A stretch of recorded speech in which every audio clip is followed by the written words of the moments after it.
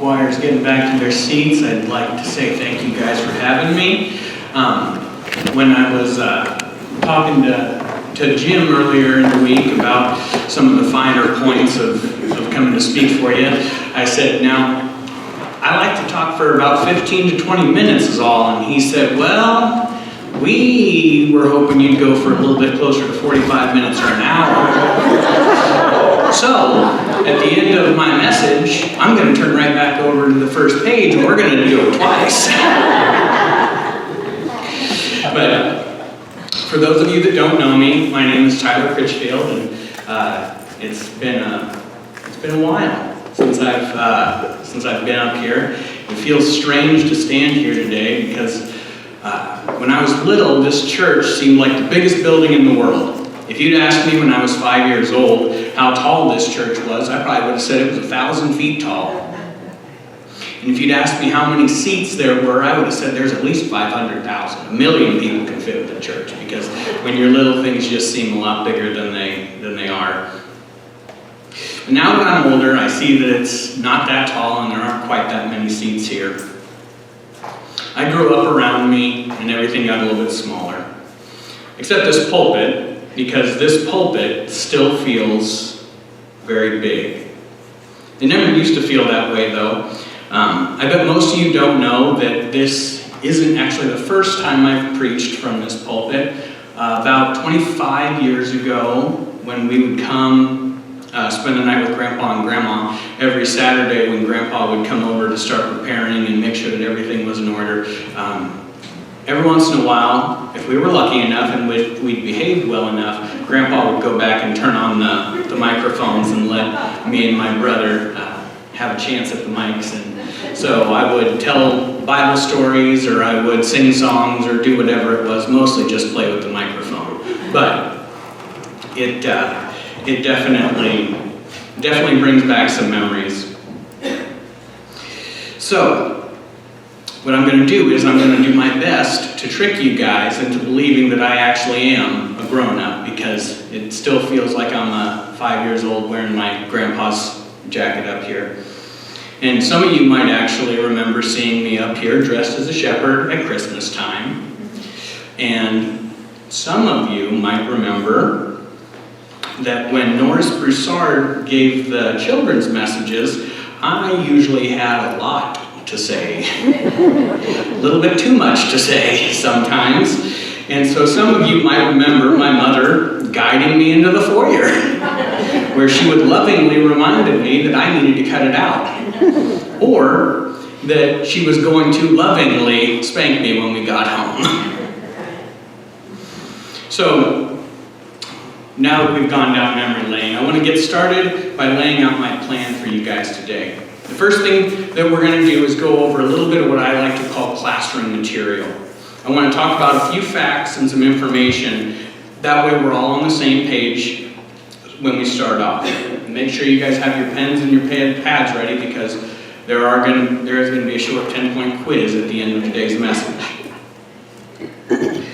We're going to go through the information, and then we're going to use that as context to describe what happens in the scripture. Then once we have the background information and we understand what happened, then we'll go over what it looks like to implement those lessons into our daily lives. So the first thing that I want to go over, because we're talking about Peter today, is that Peter was Jewish, like most, but not all of the disciples. Peter was a devout Jew, because back in those days there wasn't really such thing as a lukewarm religious person. Because all of the events of the Gospels happened before salvation was complete. All of Jesus' life, there was no payment for sins yet. So, the whole Gospel, all of Jesus' life up until his death, burial, and resurrection happened under the Old Covenant. And that meant it was very strict. So when you could be stoned by the church for breaking the religious laws, you were very careful.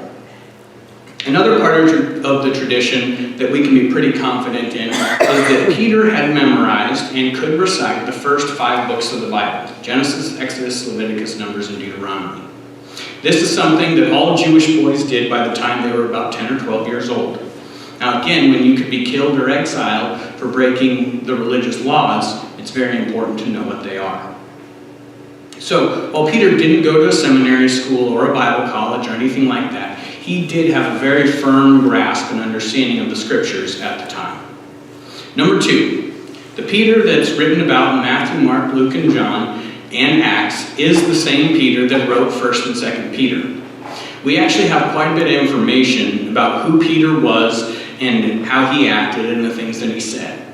So Peter actually only wrote about 2% of the New Testament, but we can learn a lot from what was written about him, not just by him. My third and final point that I want to make is now there's a lot of information about Peter available. One of the most important facts about him, in my opinion, is that he was named Simon, but Jesus changes his name to Peter, or Cephas in Greek. And Cephas translates to rock. Now, when you see that word rock, don't think of a pebble, a stone, something that can fit in your hand. Cephas translates more closely to a big, unmovable boulder. Think the Grammar Grove rock, the giant boulder that cannot be moved. So, now we're all starting from the same page. We get to see Peter go through this transformation. He starts as a fisherman, and then he becomes a disciple, and then we see some cataclysmic failures, and then after those failures to the teacher and the apostle that he's known as today. Part of the reason that I want to talk to you about Peter is because when I read the Bible, he's the person that I see myself in the most. Now, I'm sure I'm not the only one that does that. When you watch a movie or read a book, you kind of try to relate to some of the characters and you say, hey, that guy's kind of like me. That's what I do in that situation. Now, when I was little and was reading the Bible, the person I wanted to be like most was David, which I think is pretty common for young boys. The little boy with the slingshot that slays the giant and gets to become king. Now, once you get past that Sunday school story, David becomes a little bit more problematic with all the killing and wife stealing and war and stuff like that. But I was probably never going to be a king very much anyway. But Peter, I have a lot in common with Peter. See, he was just a guy. He was a fisherman who got called by Jesus, and he answered that call before he even fully understood what that call was all about. He made a lot of mistakes, and a couple of those mistakes were absolute doozies. Now, that's something that I can relate to, because obviously the whole goal is to be like Jesus, to be Christ-like in everything that we try to do. But that perfection is pretty hard for me to live up to. It's impossible for me to live up to. But God didn't call me to be perfect. He called me to love him. So, we're going to look through Peter's failures today. And on this first one, I use the word failures very loosely because there's a mixture of good and bad in this one. The disciples are out on a lake in the boat because the wind had blown their boat into the middle of the water. They see someone walking on the water, and at first they think that this is a ghost walking towards them, and they're pretty afraid. Jesus says, "Do not be afraid. It's me." Now here we see the successful part of this interaction with Peter, because Peter says very first of all, "Lord, if it's you, tell me to come to you on the water." And Jesus simply replies, "Come." So at this point, Peter has seen Jesus do a lot of miracles already. So he knows that this is within Jesus' scope of ability to make this happen.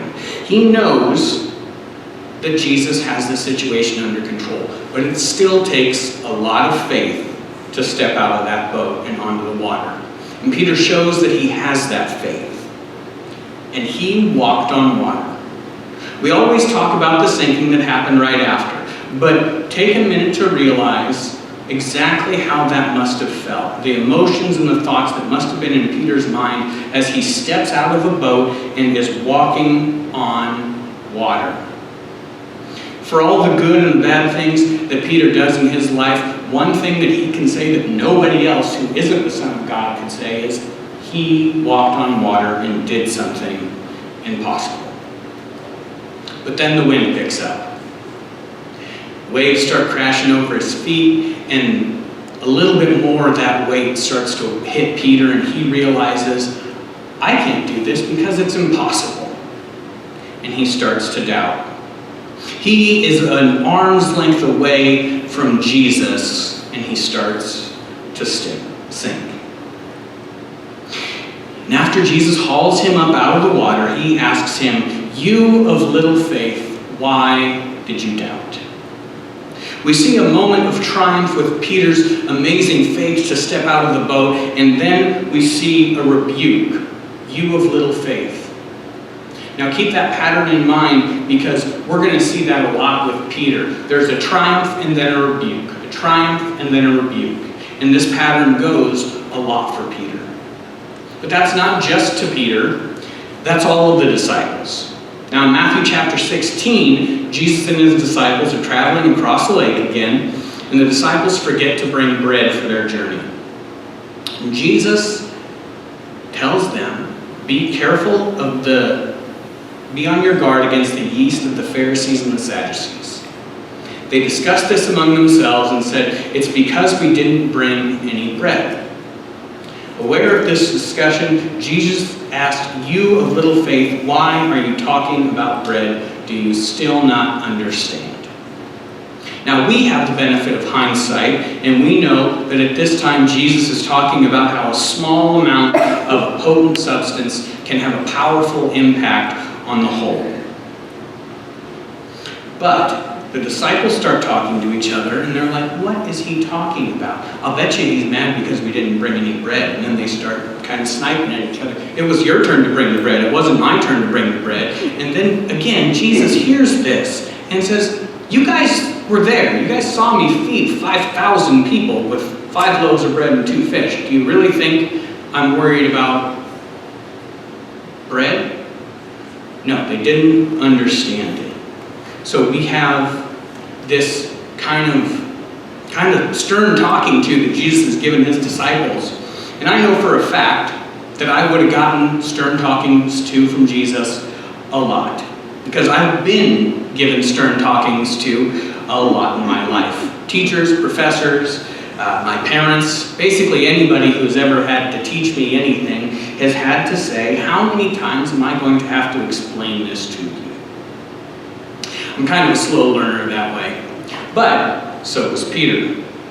Now I just know if I was one of the disciples, Jesus would have been pulling me off to the side every other day and saying, listen, Ty, you have got to tighten up. We have got to get this figured out because you don't understand. And I thank God that I'm alive now and have the whole Bible to look at, because these guys, the disciples, did all of these amazing things without knowing how things were going to turn out. And if I didn't have the Bible to look at, I'm just not sure that I would have been able to do it. So I thank God that I'm alive when I am. But Jesus takes absolute catastrophes and he turns them into something beautiful. So we continue with Peter's pattern. When Jesus came to the region of Caesarea Philippi, he asked his disciples, who do people say the Son of Man is? They replied, some say John the Baptist, others say Elijah, and still others, Jeremiah or one of the prophets.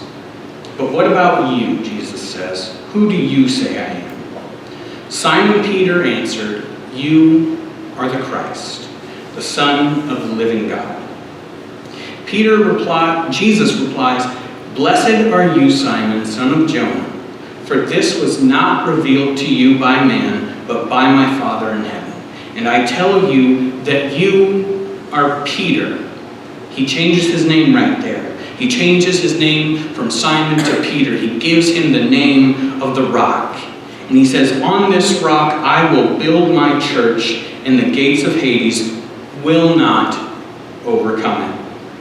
I give you the keys to the kingdom of heaven. Whatever you bind on earth will be bound in heaven. Whatever you loose on earth will be loosed in heaven.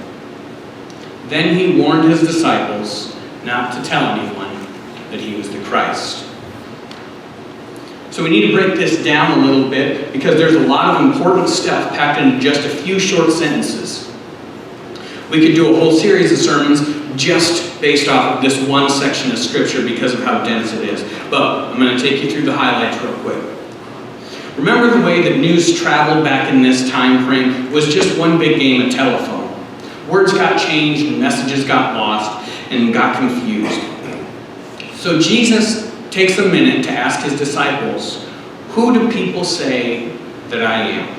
And so they give him the report, John the Baptist, one of the prophets. Jesus knows that this is all nonsense. So he then turns and he says to his 12 disciples, who do you guys think that I am? And Peter is the one that steps up and says, you are the Christ, the Son of the living God. And Jesus says, blessed are you because you didn't figure this out on your own. This information didn't come from anywhere on earth. This information was given to you by my Father in heaven. And that is why you are blessed, because this information came from God. And your name shall be Peter, and on this rock I will build my church. He says right then that he is going to build his church on the confession that Peter made that Jesus is the Christ, the Son of the living God. He gives Peter the keys to the kingdom of heaven and says, you have powers that will go beyond this world. He says, the words that you say and the things that you do have power that does not come from anywhere on earth, but comes from God alone. And I don't want to let 1 second go by where we don't understand the magnitude of what was said. Because, as far as I'm concerned, this is the most important question that's ever been asked, the best answer ever given, and the highest praise ever received in human history. Pay special attention because this is where Jesus gives Simon his new name of Peter. He is saying to him, I will transform you. I will make you into something different. I will make you into something stronger and something better than you were before. But we know how the pattern goes. We see this great triumph and then a rebuke. So if we keep reading, we find out that after that moment, after Jesus has finally heard what he needed to hear from his best friends, from the disciples that had been with him day and night, after he felt like his students had finally understood the message about who he was, he moves on to the next lesson. And he starts talking about his death. He starts telling them about how he's going to die. He explains that he's going to be killed, and then after 3 days, he will be raised from the dead. There's still work to be done here on earth, but after this, we see a shift. Jesus' heart, his mind, have now moved on to the next order of business. While Jesus is explaining that he has to die for this next order of business, for God's plan to be complete, we see Peter making his next giant mistake. While Jesus is explaining this, Peter pulls him off to the side and says, "Never, Lord, this shall never happen to you."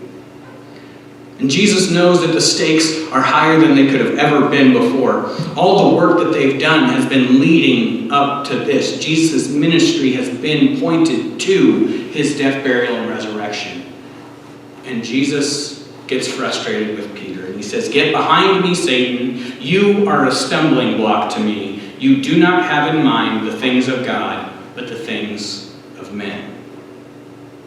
The scripture doesn't go into detail about this, but at this point, I'm sure that Peter is feeling very confused. The other day, Jesus says that Peter is blessed and he gives them the keys to the kingdom, and then today he becomes a stumbling block, and he actually calls Peter Satan. And Peter's thinking he's the Christ, the Son of the living God. Why would he ever have to die? Because the Jews of the day did not expect a peaceful Messiah. They expected a warrior Messiah who was going to defeat their enemies with violence. Meanwhile, Jesus is human for all of this. He's flesh and blood, and he had the same fears, temptations, and worries that we have. But he had a burden that nobody else could even possibly understand. Now, you've all heard the saying, heavy hangs the head that wears the crown. I guarantee you that there has never been a crown that weighed heavier than the crown of thorns than Jesus knew that he was just weeks away from wearing. So we're going to skip ahead to where Jesus predicts Peter's next mistake. Jesus comes right out and tells everyone that Peter is going to deny and betray Jesus with that denial. And of course, Peter says, of course not. That's never going to happen. It happens. Then, on the eve of Jesus' death, on the eve of his arrest in the Garden of Gethsemane, while Jesus is feeling the full weight of that impending crown of thorns, Peter is asleep. Jesus is sweating blood and begging God to come up with any other plan so that he doesn't have to go through the crucifixion, and Peter's asleep. Peter's best friend, his teacher, his mentor, and his God is going through immense pain, and Peter's asleep. And then when they come to arrest Jesus, Peter picks up his sword and makes the same mistake again. He thinks that violence is the answer in this situation. And this is where we get the last rebuke from Jesus to Peter. And he says, he who lives by the sword dies by the sword. And then, after Jesus is dead, Peter has the absolute audacity to claim that he never knew him. Not once, not twice, 3 times. Now, after the death, burial, and resurrection of Jesus, the gospel gives us a little bit more information because Jesus did spend time on earth after he was resurrected. And we get to see something that I think is pretty incredible. And that's the interaction between Jesus and Peter after salvation is complete. Jesus comes to his disciples and he says, Simon, son of John, do you truly love me more than these? Now, I want you to notice that he calls him Simon. That's not an accident that he uses his old name. Peter replies, yes, Lord, I love you. And Jesus says, then feed my sheep. And then a second time, Jesus says, Simon, do you love me? And Peter is a little bit confused and he says, yes, Lord, of course you know that I love you. And Jesus replies, then feed my sheep. And then one more time, Jesus says, Simon, do you truly love me more than the rest of these? And at this point, Peter's heart breaks because he realizes that he did not ask him 3 times because he didn't hear. He didn't ask him 3 times because he needed clarification. He asked him 3 times because he wanted Peter to remember 3 denials. Peter remembers this and he cries out, yes, Lord, you know that I love you, with a broken heart. And Jesus says, then feed my sheep. Follow me. Now, this is Jesus telling Peter that his failures do not excuse him from the work that he has been called to do. I know that you aren't perfect, and I know that you're going to make mistakes, but Jesus takes catastrophes and he makes them into something beautiful. And he says to Peter, your failures do not excuse you from the work that I have called you to, and there is more work to do. Now that's not where Peter's story ends, but that's where we're going to end it for today. Because whether you like it or not, the choice has been thrust upon you. Are you going to follow Jesus or not? Are you going to let your failures keep you from the work that God has called you to? I told you earlier to make sure that you had your pens and your pads ready to take notes because there was a quiz. So here's the quiz. It's not actually a 10-point quiz. It's only one question with 2 possible answers. When you stand before God, he is going to ask you, who is paying for these sins? The options are only you or Jesus. And I can tell you absolutely Not a single one of us can afford to pay that price. None of us know when our time is going to be up. So the best time to have that answer is now.